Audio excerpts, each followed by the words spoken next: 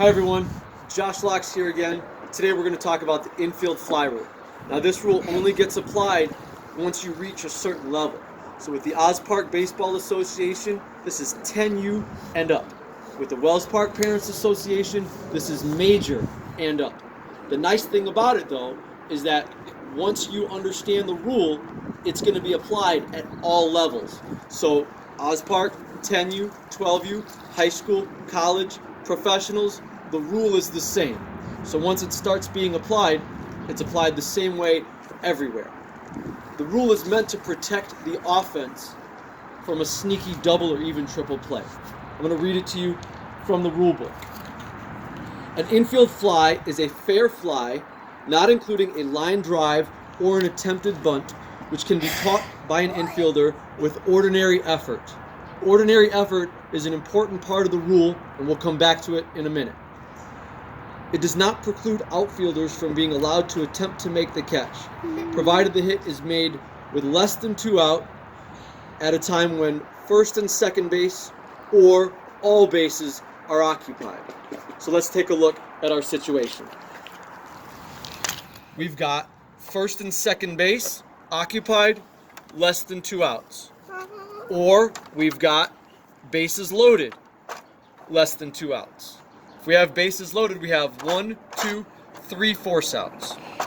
First and second, we've got 1, 2, plus obviously the batter, force outs available, right?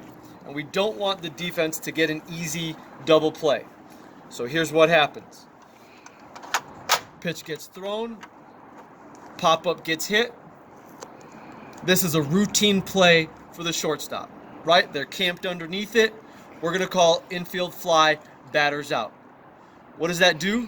That eliminates this force out and this force out because the batter is not running anymore or doesn't have to run, so these runners don't have to run, right? We've eliminated the force out. It's still a live ball.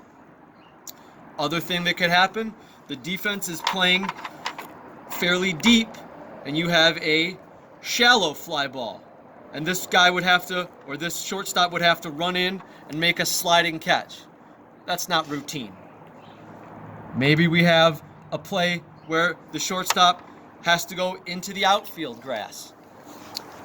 Oh no, they're in the grass. It can't be infield fly. Wrong. Rule says ordinary effort. So if that shortstop takes 2 steps back and they're in the grass, ordinary effort, and we still have an infield fly. Maybe the outfielder comes in at this point to call them off. If you think that the infielder can make this play with routine effort, you have an infield fly rule. Once you determine that the infield fly rule is in effect, I stepped on the foot. once you determine the infield fly rule is in effect, you're going to say, infield fly, batters out. Infield fly, batters out. If it's close to the line, you're not sure if it's going to land fair or foul, you're going to say, infield fly if fair. Infield fly if fair. Now, if that ball lands fair, you're going to start screaming, batters out, batters out, batters out. What if that ball lands foul? It's just a foul ball. No penalty. Infield fly, you call infield fly. The defense drops the ball for whatever reason. It's a windy day. You are going to scream at the top of your lungs, batters out, batters out, batters out. Because you need to let everybody know that there's no force out and you don't have to run. Again, it's a live ball. So the runners, if that ball drops and they go, they can be put out. But it's not a force, they have to be tagged. If the ball is caught, technically the runners can run. They just have to tag up like they would in any other fly ball situation. Hopefully that clarifies the infield fly rule. As always, if you have any questions, feel free to email me. Thanks a lot. Okay.